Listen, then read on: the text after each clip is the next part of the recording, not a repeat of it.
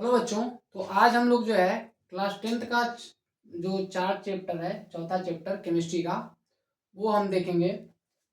इसमें हम लोग जानेंगे हाइड्रोकार्बन क्या होता है, हाइड्रोकार्बन के जो है टाइप्स के बारे में जानेंगे। तो हाइड्रोकार्बन जो होता है वो कार्बन और हाइड्रोजन से मिलकर बनने वाले जो यौगिक होते हैं उनको हाइड्रोकार्बन कहा जाता है। तो ये जो यौगिक होते हैं ये दो टाइप के हो जाते हैं, एक होता है सेचुरेटेड और दूसरा होता है अनसेचुरेटेड। सेचुरेटेड का मतलब होता है संतृप्त और अनसेचुरेटेड का मतलब होता है असंतृप्त। तो जो संतृप्त हाइड्रोकार्बन होता है उसका सामान्य सूत्र होता है CnH2n+2। और अनसेचुरेटेड अगर या असंतृप्त की अगर बात करें तो उसके लिए सामान्य जो सूत्र होता है वो होता है CnH2n कॉमा करके CnH2n-2 भी होता है। इसमें इसको जो है एक और नाम से जाना जाता है, सेचुरेटेड या संतृप्त हाइड्रोकार्बन को एल्केन भी कहते हैं, ये आपको पता होना चाहिए। और अगर मैं बात करूं अनसैचुरेटेड की तो ये जो है दो टाइप का होता है, इस वाले का नाम होता है एल्कीन, एल्कीन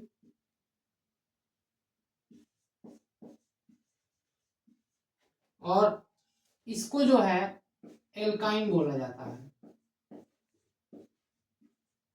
ठीक है, तो ये आपको पता होना चाहिए। तो क्वेश्चन में आप लोगों को ये भी देखने को मिलेगा, आपसे बोलेगा संतृप्त हाइड्रोकार्बन का सामान्य सूत्र लिखिए, तो आपको ये लिखना होता है।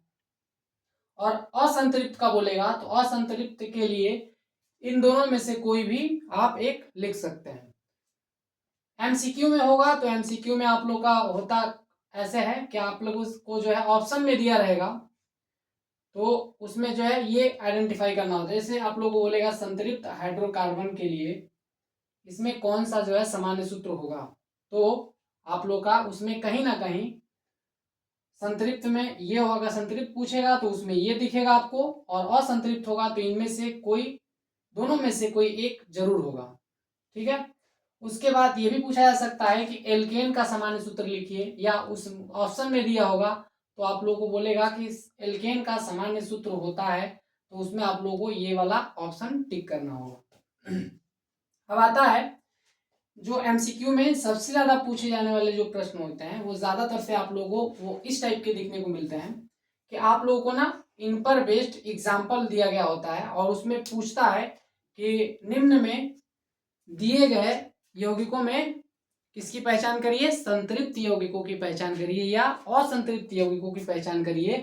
तो उसके लिए आप जो है इन फॉर्मूले का यूज करेंगे और उसके बाद जो है आइडेंटिफाई करेंगे कि इनमें से कौन कौन से संतृप्त या सेचुरेटेड हैं और कौन कौन से जो है असंतृप्त या अनसेचुरेटेड जो है मॉलिक्यूल हैं। उसको कैसे जो है आइडेंटिफाई किया जाता है, तो उसके लिए आप इन फॉर्मूले का यूज करेंगे। और इस फॉर्मूले का यूज करने के लिए इसमें जो ये एन है इसको आप लोग अच्छे से समझेंगे कि ये एन कहाँ से मिलता है। तो जो भी आप लोगों का ऑप्शन में या क्वेश्चन में हाइड्रोकार्बन दिया होगा उसमें एन की वैल्यू अगर आपको चाहिए तो वो आप लोगों को देखना है कि इसमें कार्बन है कितने, और उस कार्बन को गिनने के लिए यहाँ पे जो नंबर है जो कार्बन के नीचे लिखा हुआ है इसको देखकर जो है पता लगता है, और यही एन की वैल्यू है। तो इस एन की वैल्यू को अगर आप किसी भी एक फॉर्मूले में रखेंगे तो फॉर्मूले में रखने पर आपको क्या मिलेगा, आप लोग का हाइड्रोजन जो होगा, हाइड्रोजन का नंबर जो होगा इनमें से किसी एक में मैच करेगा। अगर इनमें से किसी एक में हाइड्रोजन का नंबर मैच करता है तो जिस फॉर्मूले में रखने पर आप लोग का हाइड्रोजन का नंबर मैच कर रहा है बिल्कुल जो है इससे, और इन दोनों का जो है बिल्कुल सेम आ रहा है, तो आप समझेंगे कि अगर अनसेचुरेटेड वाला मैच कर रहा है तो अनसेचुरेटेड यौगिक होगा या असंतृप्त यौगिक होगा, और अगर संतृप्त वाला मैच कर रहा है तो संतृप्त होगा। चलिए एक एग्जांपल के थ्रू उसको समझते हैं, इसको सॉल्व करके दिखा देता हूं मैं। जैसे मुझे इसको जानना है कि ये संतृप्त है या असंतृप्त है, तो इसके लिए मैं क्या करूंगा, एन की वैल्यू देखूंगा। तो एन की वैल्यू मेरी कितनी है, 4 है। एन की वैल्यू मेरी कितनी है, 4। तो देखिए ये एन की वैल्यू इसमें इस वाले युग्म में 4 है। अब मैं इसमें चेक करके देखता हूं कि ये संतृप्त है या असंतृप्त है। तो संतृप्त चेक करने के लिए मैं इसको लूंगा, इस जनरल फॉर्मूले को लूंगा और उसमें n की वैल्यू रखूंगा। तो जब मैं n की वैल्यू रखूंगा तो n के जगह पे क्या रखेंगे 4। देखिए यहां से मैं इसको उठा रहा हूं, 4 रखा, 4 रखने पे क्या मिलेगा मुझे H2 और n के जगह पे यहाँ पे क्या आएगा 4 आएगा, प्लस क्या लिखेंगे 2 लिखेंगे। तो मेरा जो है आंसर आ रहा है वो आ रहा है C4H8 और ये 2 10 हो जाएगा।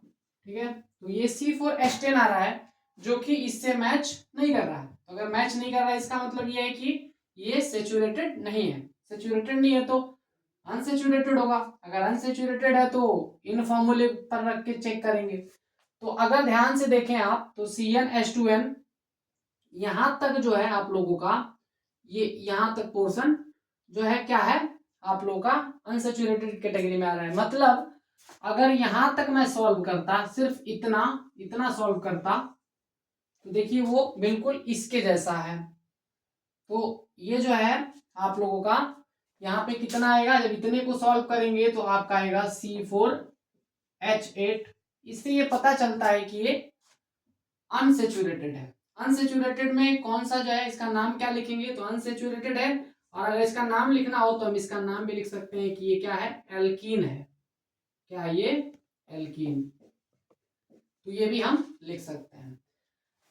ठीक है, तो यहाँ पे हम लोग जो है अनसेचुरेटेड के लिए यू बना दे रहे हैं और इसका नाम लिखना हो तो इसको एल्कीन की कैटेगरी में भी ले सकते हैं। वैसे ही अगर इसको चेक किया जाए कि ये क्या है सेचुरेटेड है या अनसेचुरेटेड है तो इसके लिए भी आप ये फॉर्मूला अप्लाई कर सकते हैं। तो चलिए इस फॉर्मूले में हम n की वैल्यू जो है देखिए यहाँ से मुझे n की वैल्यू मिली 5, इसमें मैंने पुट किया और मुझे क्या मिला C5H2 इंटू 5 प्लस 2। तो ये मेरा आंसर आया C5 5 टू 10 प्लस 2 कितना आएगा 12, ये 12 आ गया। देखिए ये मैच कर रहा है किससे, बिल्कुल इससे मैच कर रहा है। मैच कर रहा है मतलब जितने हाइड्रोजन इसको चाहिए उतने हाइड्रोजन उसमें है। तो इससे जो है ये पता चलता है कि ये क्या है सेचुरेटेड है। और सेचुरेटेड में भी कौन सा टाइप है ये, सेचुरेटेड में क्या बोल लेते हैं, सेचुरेटेड में इसको हम एल्केन बोल सकते हैं। तो इस तरीके से आप जो है जितने भी इसमें और फॉर्मूले दिख रहे हैं उनको आप चेक कर सकते हैं। उसके बाद देखिए यहाँ पे मैंने ये जो बनाया है इसका क्या मीनिंग है। इसका मीनिंग ये है कि जब आप लोग का ये जनरल फॉर्मूले से सॉल्व नहीं कर पा रहे हैं तो कई बार जो है जनरल फॉर्मूले से जो है हो जाता है क्वेश्चन, और कई बार जो है जनरल फॉर्मूले से नहीं हो रहा होता है तब आप लोगों को इसकी हेल्प लेनी पड़ती है। या फिर ऐसे जो है आप लोग का दिखेगा तब हम लोग जो है इसकी हेल्प ले लेंगे। ये क्या बता रहा है कि जो भी कंपाउंड या यौगिक अगर सेचुरेटेड होगा तो सेचुरेटेड होने की शर्त यह है कि उनके बीच में क्या होगा, कार्बन और कार्बन के बीच में सिंगल लाइन, इस लाइन को बॉन्ड कहा जाता है, सिंगल लाइन या सिंगल बॉन्ड होगा तो वो जो है सेचुरेटेड कैटेगरी में आ जाएगा। तो देखिए ध्यान से यहाँ पे कार्बन और कार्बन के बीच में क्या है सिंगल लाइन है तो ये सेचुरेटेड की कैटेगरी में आएगा। वैसे अगर मैं इसकी बात करूं तो देखिए यहाँ पे मैंने अनसेचुरेटेड वाले के लिए यहाँ पे कार्बन और कार्बन के बीच में डबल लाइन यानी डबल बॉन्ड का यूज किया है तो ये अनसेचुरेटेड कैटेगरी में आएगा। और ये जो है आप लोग का ये भी अनसेचुरेटेड कैटेगरी में आएगा। इसका नाम बोलें तो इसको क्या बोल सकते हैं, एल्कीन बोल सकते हैं, और इसको क्या बोलेंगे, एल्काइन बोलेंगे। तो मुझे उम्मीद है कि आप लोगों को ये जो है सब समझ में आया होगा। इसमें जो मैंने छोड़ दिया है वो आप लोग जो है खुद से कर सकते हैं, प्रैक्टिस करके देख सकते हैं कि ये जो है आप समझ पा रहे हैं कि नहीं। अगर समझ पा रहे होंगे तो ये आप लोगों से लग जाएगा। Thank you guys.